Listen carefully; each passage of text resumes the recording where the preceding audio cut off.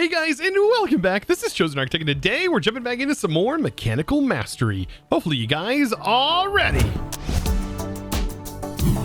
Now, last episode I left you guys, well, I would say high and dry, but it was a pretty wet episode as we were working on getting bamboo. And, well, bamboo we did get. As you can see right here, it does actually spawn in and fish as junk as we were expecting. From the aquatic entangler. My brain doesn't work sometimes. Using the junk net to fish up specifically junk. And it is considered junk when fishing in a jungle biome. So that actually worked. So we have bamboo and some lily pads. We also get like string and bone and leather. So this could be used as an interesting leather farm if sped up. But got all of that done. I'm also working on the next layer. And you know what? I decided that with this next layer, instead of putting all of my create stuff in this compact machine and making things a little bit of a pain to deal with, I want to use this level up here for create and putting steam engines inside of these areas and then having the crushing wheels on the outer walls here, and then hopefully integrating everything in and using those crushing wheels to crush various materials using crafting from refined storage. So, lots planned for today's episode. Now, one thing you may be wondering about is, Chosen, why did you need bamboo in the first place?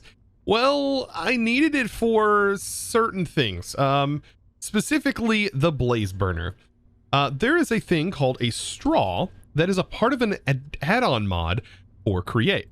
And this straw required bamboo, and you need to put it inside of a rolling mill, which is also from that mod. And this rolling mill can be used to make rods and all kinds of other goodies, right? And plates and stuff like, string or copper wire, which is used for like a power system that this mod adds for Create. Basically allowing you to turn Create rotational energy into RF power. But it also adds this straw, and this straw is really, really cool, right? So you can see it allows you to, well, it doesn't show it here, but it does show that you can basically put fluids in here, and you can see 16 minutes with lava, right? And it will stay in this burning state. But you have to give it a straw.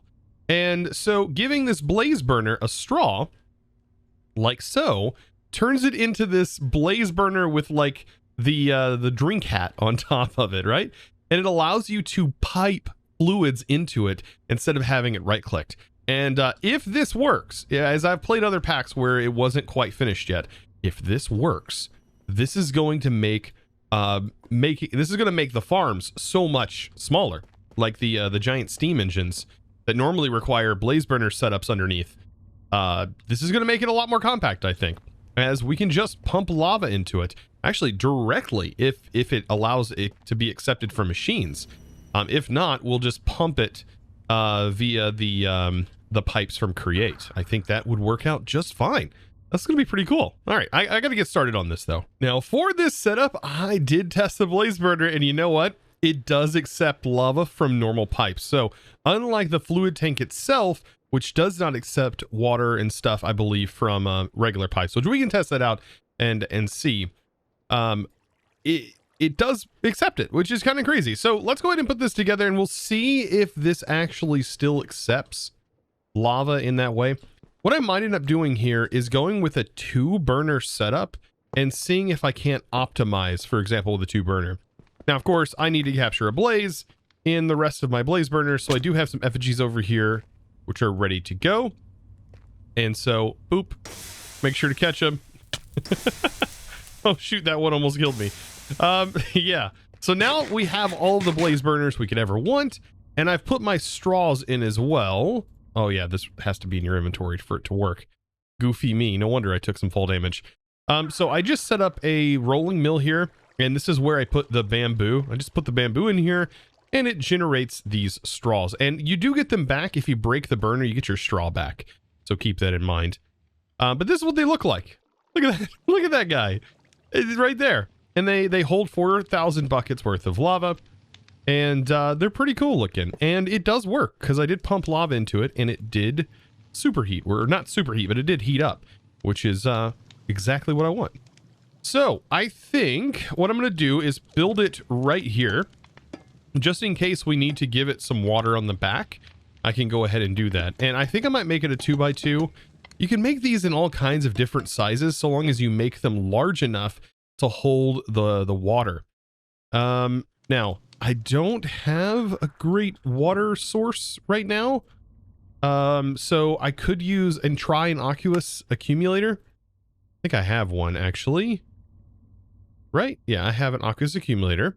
And then I'll just need some water to fill this in. Okay, nice. It does seem like it is filling up with water, which is kind of neat. Will it still continue to fill up with water when we convert this to a steam engine? Oh, it does. Right there. Perfect. So we can make this really compact then. Because what I'm wanting to do is right here, I want to put the EMC link, right? Just a regular EMC link. Let's see, grab that real quick. And then I want to use a extruder, not an extruder. Wow, my brain. A crucible from thermal. And similar to the lava setup that we have going on for our power, this should work just fine. So what we'll do is the EMC link will be sending in netherrack. So we can apply that. And then this is going to need some power. That is something that I will have to get to this via some cable of some kind. But I will need to get that to there. But this looks like it's going to work out really, really well. Let me get some cables hooked to this. And we will get that up and running. And I think the outputs, by the way, the output is going to need, let's see, to go to the back and to this side. And that should be able to pump directly into these blaze burners. And look at that. There we go. Now, of course, the heat is not optimal. Well, the water is definitely out of range. But with this one steam engine, that should be able to work. I think this will accept... It'll probably accept multiple steam engines, I do believe. We'll have to definitely see how this goes, though.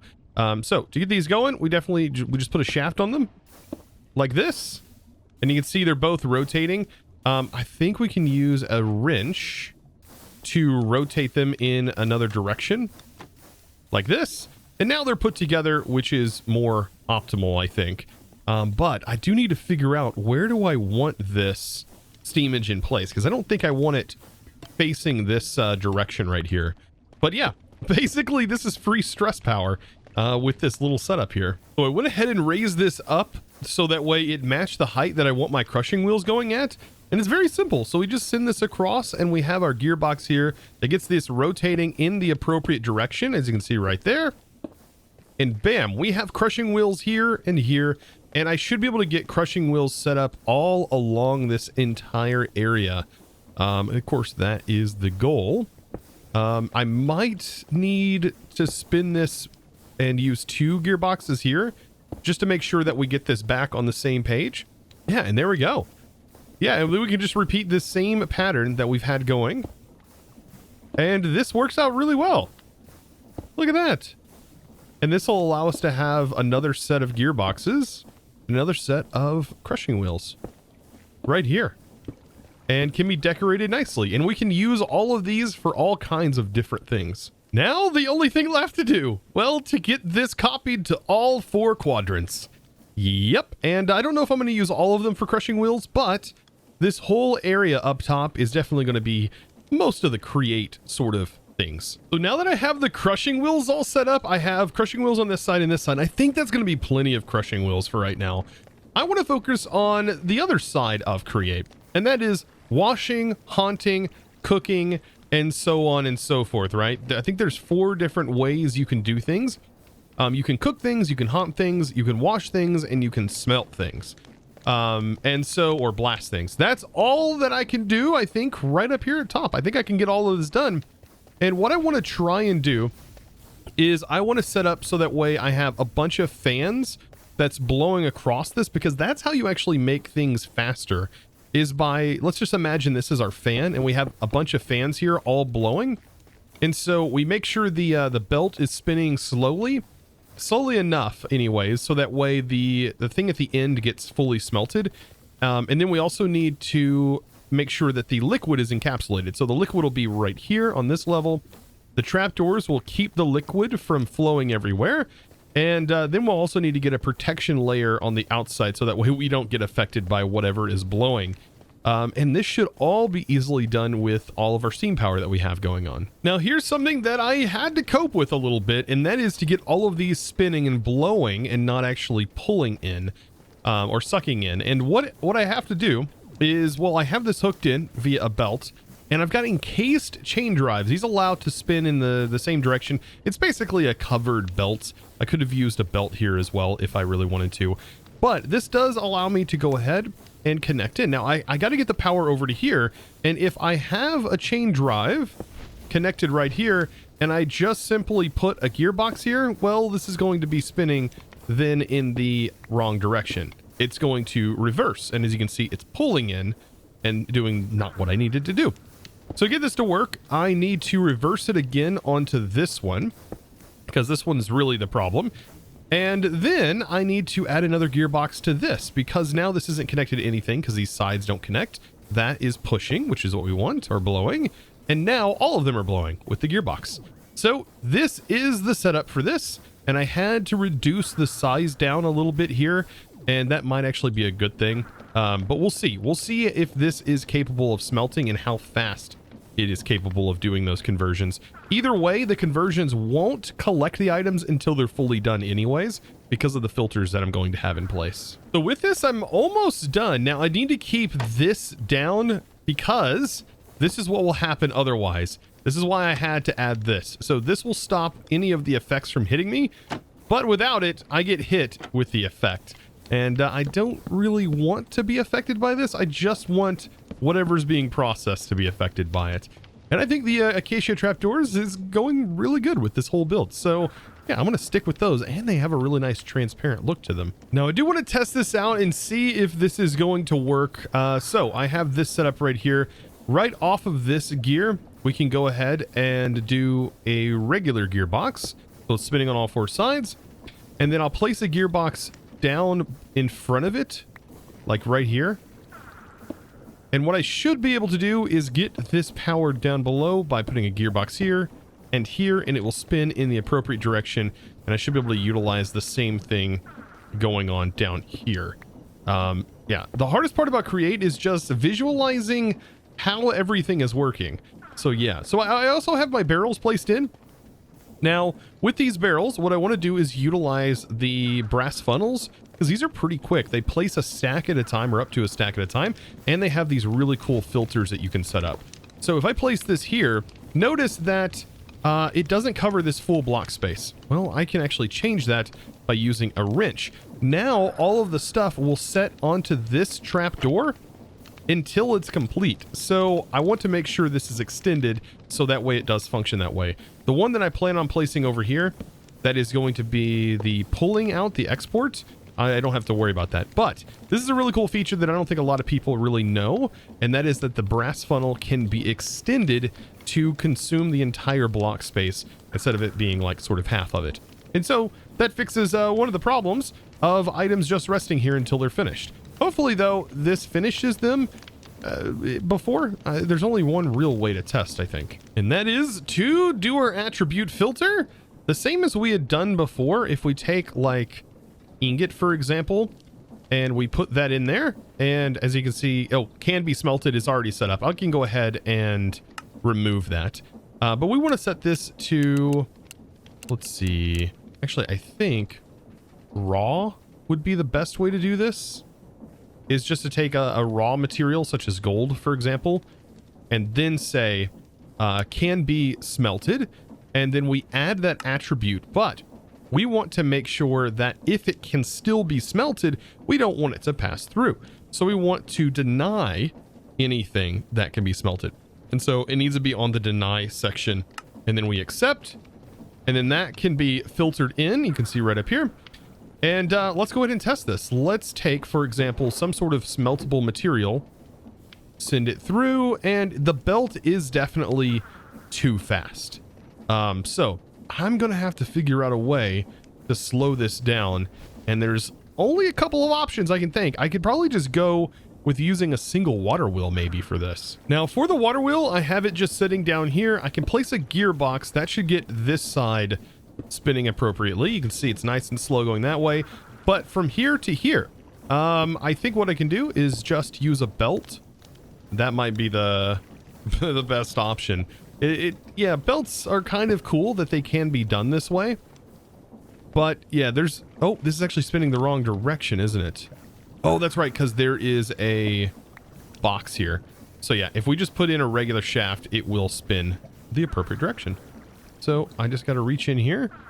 Oh yeah, I'm going to have to make this a little bit longer. There we go. Now it's spinning the appropriate direction. All right, now let's give it a test. Let's see if I place some sort of raw material or anything that can be smelted. It'll go a little bit slower now and hopefully complete by the time it enters the end here. There it goes, and it's done. Yeah, so that belt speed is way better. So now at this point, I need to get attribute systems set up for all of these. So we'll do soul sand. This is going to be can be washed, and we'll apply, make sure it's on a deny list. And that one's done. So that's going to be a washable thing. Now clay is kind of interesting because it can be haunted. And so this is going to be can be haunted. As you can see, it's pretty straightforward with all of this getting set up. Also need to make sure it's on deny list, at least for the system that I have set up here. And then of course we need something that can cook food, pretty much a smoker. So can be smoked just like that, and make sure that's a deny as well, and then accept. And so all of these are ready to go. So campfires, they can do smoked items. This can haunt, so the soul sand or the soul campfire does all kinds of cool haunting stuff. Also need to make sure that is on infinite or every stack. And then I think last but not least, right, we need to wash. This is going to come in handy, especially if I want to build with concrete, because this is really going to get that going. Now that I have all this done, I think the only thing left to do is to also get the setups going for this.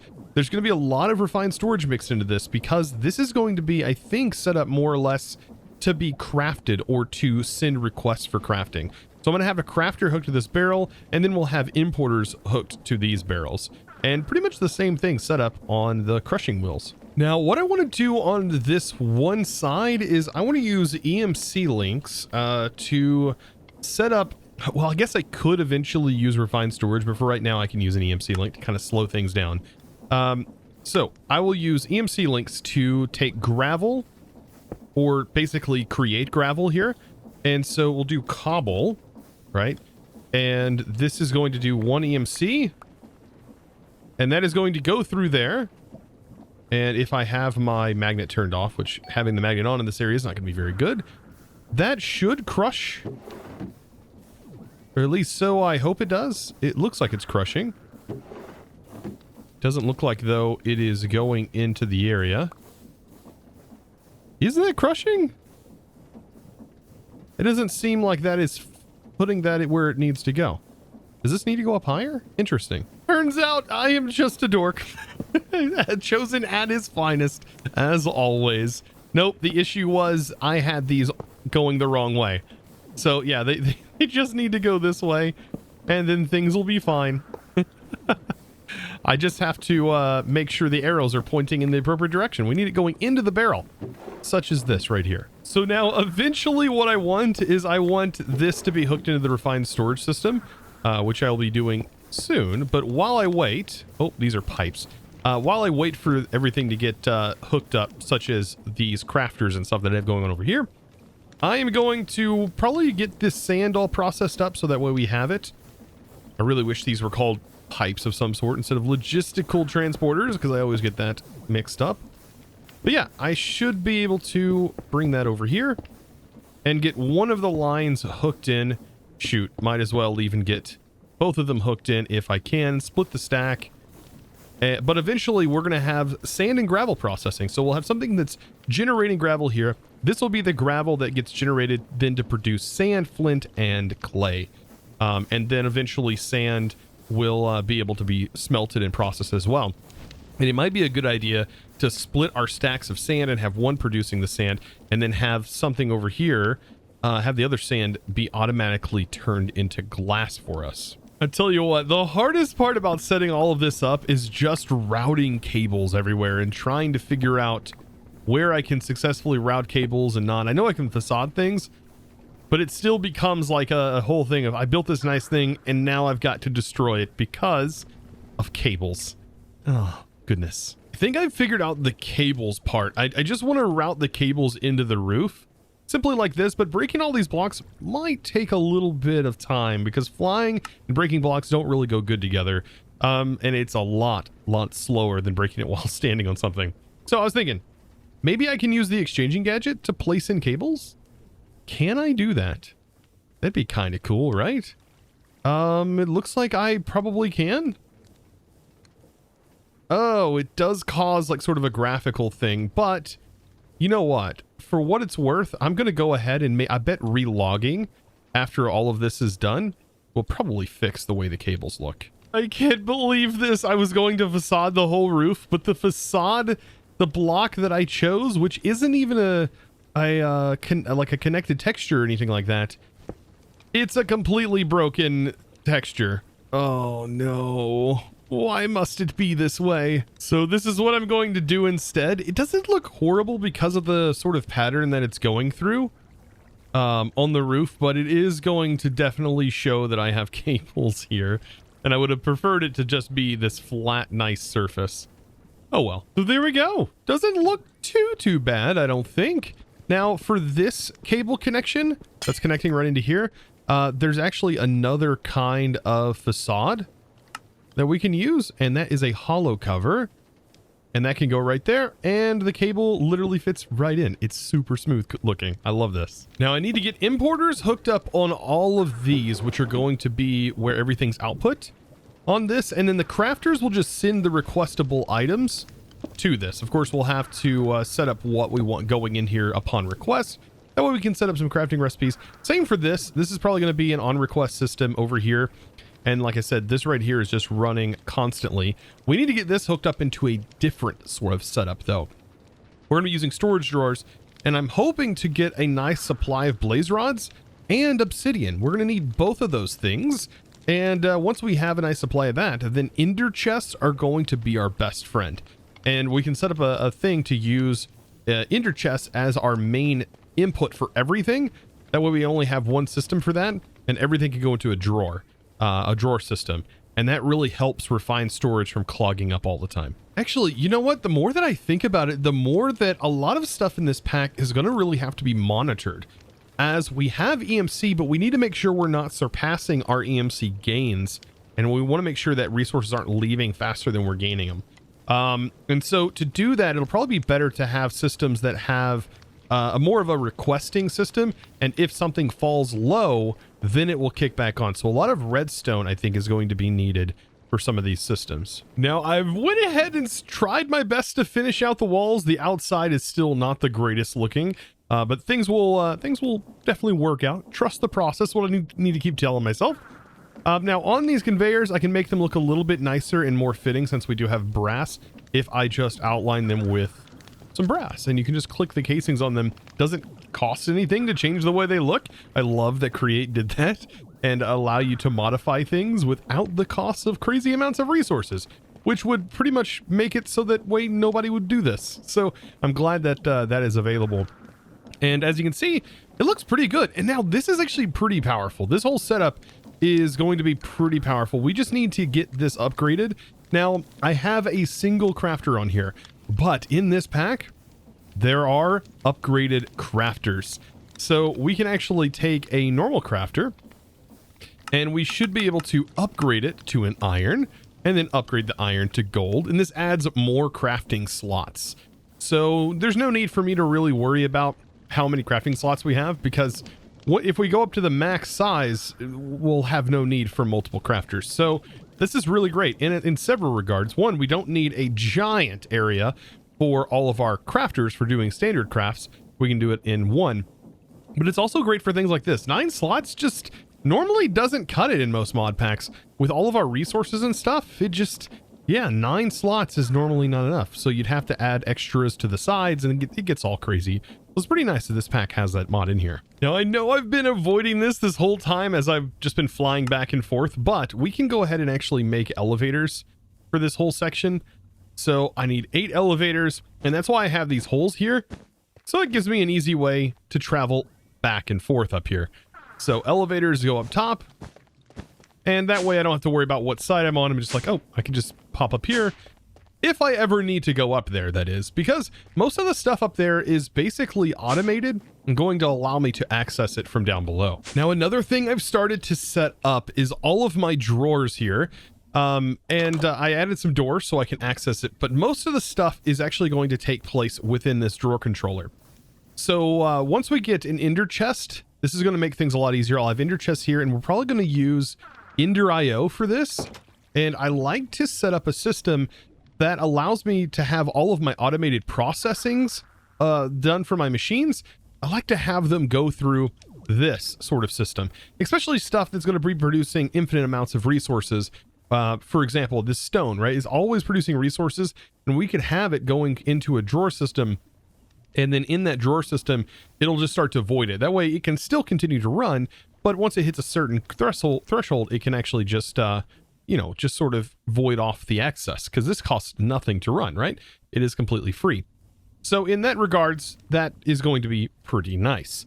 And having all these drawers set up, I think this is going to be plenty of drawers, especially so long as we're selective on what we put in these drawers. Now, patterns here are some of the first things that I want to automate because, well, at this point, this is what we're going to be doing a lot of, is crafting these patterns. And so all of these ingredients, I want to make sure that I have some of. For example, nether quartz, right? We already have an automated system for that, so I'm not super worried about it. But glass, we don't really have a way of getting the glass just yet. So what we can do is go ahead and set up our first recipe, and that is going to involve glass. And it's going to be this blasting recipe here. And we need to say sand, and we'll say, hey, 1 sand equals glass, and we'll have that process. And all I have to do is go up here and find my blasting, which is this one right here with the lava, and just put that in, and now I should be able to request glass. Now, currently I have a bunch of glass, but if you already have a material and you want to craft more of it, you can hold down Control and Shift and then click, and that is going to pull up this menu, and I can go ahead and request a stack.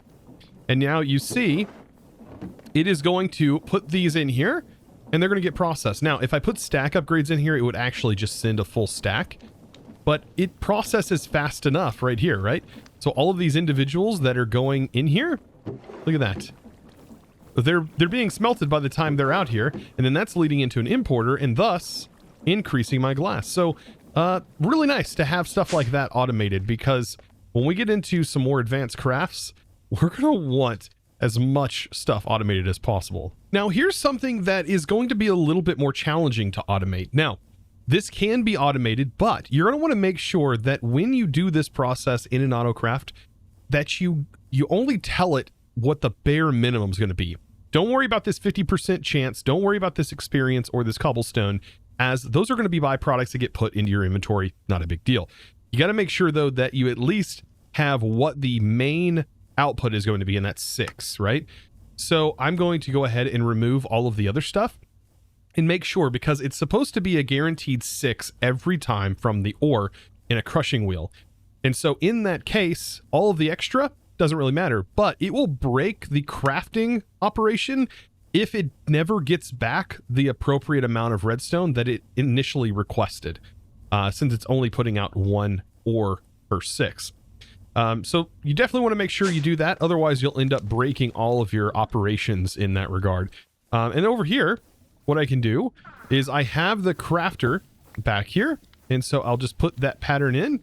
And now I should be able to request redstone. And now this is going to get really, really nice once we have access to all of our EMC inside of our refined storage, which we're going to work on next episode. Now, because next episode, we are going to be hopefully finishing off the automation for our yellow essence, right? The yellow essence, hopefully we can get done. But this stuff right here, so long as we get 1, is going to allow us access to this transmutation interface. And this is going to be an absolute game changer. However, it does seem like it's going to be kind of expensive with all of this red matter and dark matter. Whew, that's it's going to take a lot of EMC for that, but we should have it. We have like 82 million EMC now. So yeah, all of this building actually paid off and allowed my EMC to build up enough for a lot of these things. Now, one quick note, the reason I built this room so high was just in case this isn't enough for the future. If this isn't enough processing power for the future, I made this tall enough so that way I can fit another round of crushing wheels in the exact same configuration up above. So if this isn't enough, hopefully we can expand, and I made sure to leave room for that. That's why this is as tall as it is. Well, with that, I hope you guys enjoyed today's episode. Of course, guys, if you did, be sure to click that subscribe button, as today's episode definitely took a lot of time to put together, and I hope you guys enjoy all the effort. And guys, of course, there's going to be more to come. So like I said, click that subscribe button and give that ring on that notification bell. That way you guys can be notified when I publish the next episode. Also click that like button, as the YouTube algorithm loves to munch on those. You know, you just got to click that like button to just smack it like that. There we go. And also, guys, we are so close to the 600,000 subscriber mark. And I just want to say thank you so very much. And now is obviously the time to thank the supporter of today's video. And that, my friends, is going to be a huge thanks going out to Hulky. Thank you so much for your amazing support and supporting me in one of the best ways possible. And that is through Discord. But if you're looking for another way to support, of course, we do have members here on YouTube as well. If that's something you're interested in, it's the little join button next to the subscribe button, if you've already checked that out. And of course, we always have Patreon as well. Those end up on the end screen, and all of that translates over to the Discord. So be sure to join the Discord, as you get perks no matter where you choose to support from. And guys, I thank you so much. I'll see you in the next one. And as always, thanks for watching.